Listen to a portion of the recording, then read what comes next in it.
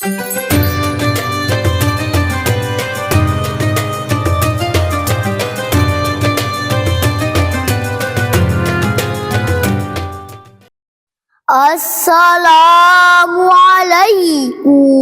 warahmatullahi wabarakatuh. Alhamdulillahi rabbil alamin. Wassalatu wassalamu ala ashrafil anbiya'i wal mursalin. Nabiyina Muhammadin wa ala alihi wa sahbihi ajma'in. Amma ba'd. Puji syukur kehadirat Allah Subhanahu wa ta'ala yang telah memberikan kita nikmat iman dan Islam.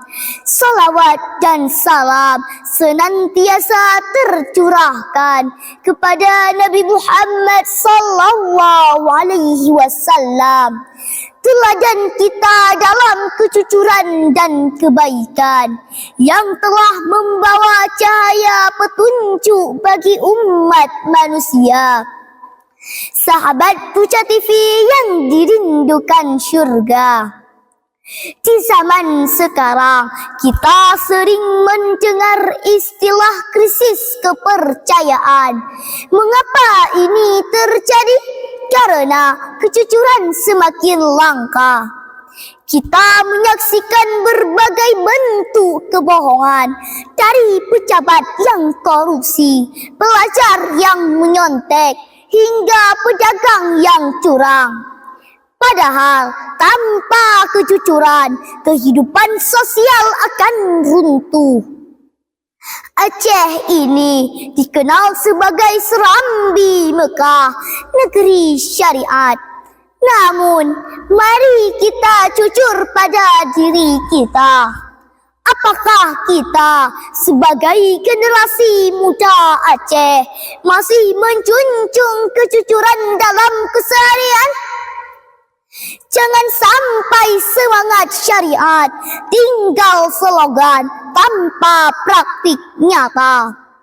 Demikian halnya di media sosial, kebohongan bisa terlihat menarik, sementara kejujuran kadang dianggap membosankan. Banyak yang menampilkan kepalsuan demi popularitas, ada yang berpura-pura dermawan, padahal semua itu hanya demi konten. Bahkan ada pula yang membagikan cerita palsu dan menjual kesedihan demi menarik perhatian. Betul tidak teman-teman? Na'udzubillahi min zalik. Atas dasar fenomena tersebut, tergugah hati Kesha untuk menyampaikan sebuah pidato yang berjudul Kejujuran, Pondasi Akhlak Mulia. Sahabat Puja TV yang berbahagia, tahukah kalian kejujuran adalah pondasi dari akhlak mulia? Nabi Muhammad sallallahu alaihi wasallam bahkan sebelum menjadi rasul dikenal dengan sebutan Al-Amin, orang yang terpercaya. Salah satu buktinya terlihat saat beliau menyelesaikan sengketa peletakan Hajar Aswad. Dengan membentangkan serban dan melibatkan semua kabilah, beliau berhasil menyatukan mereka secara adil dan damai. Kejujuran itu tercermin dalam kata dan perbuatan, bukan sekedar tidak berbohong, tapi juga tidak menyembunyikan kebenaran dan berani bertanggung jawab. Sebagaimana firman Allah dalam surah Al-Baqarah ayat 42 yang berbunyi, Bismillahirrahmanirrahim. Wala talbisul haqqa bil batili wa taqtumul haqqa wa antum ta'lamun. yang artinya, dan janganlah kamu campur adukan yang benar dengan yang salah, dan janganlah kamu sembunyikan yang benar itu sedang kamu mengetahui. Ayat ini jelas melarang kita untuk menutupi kebenaran dan mencampur adukan fakta. Dengan kebenaranlah kehidupan bisa berdiri kokoh dan bermartabat. Rasulullah sallallahu alaihi wasallam juga bersabda, "Alaikum bisidqi fa inna sidqa yahdi ilal birri wa innal birra yahdi ilal jannati." Hendaklah kamu selalu jujur, karena kejujuran akan membawa kepada kebaikan, dan kebaikan akan membawa ke dalam syurga. Hadis riwayat Bukhari dan Muslim. Hadis ini mengajarkan bahwa kejujuran bukan sekedar perilaku, tapi juga jalan menuju ridha Allah dan syurganya. Dengan berkata jujur, kita bisa menumbuhkan kepribadian yang mulia serta membangun masyarakat yang sehat dan adil. Sahabat Puja TV yang dirahmati Allah, sekarang Kesha ingin bertanya, siapa di antara kita yang ingin masuk surga? Alhamdulillah, tentu kita semua menginginkannya. Untuk mewujudkannya, mari kita lakukan 4 solusi.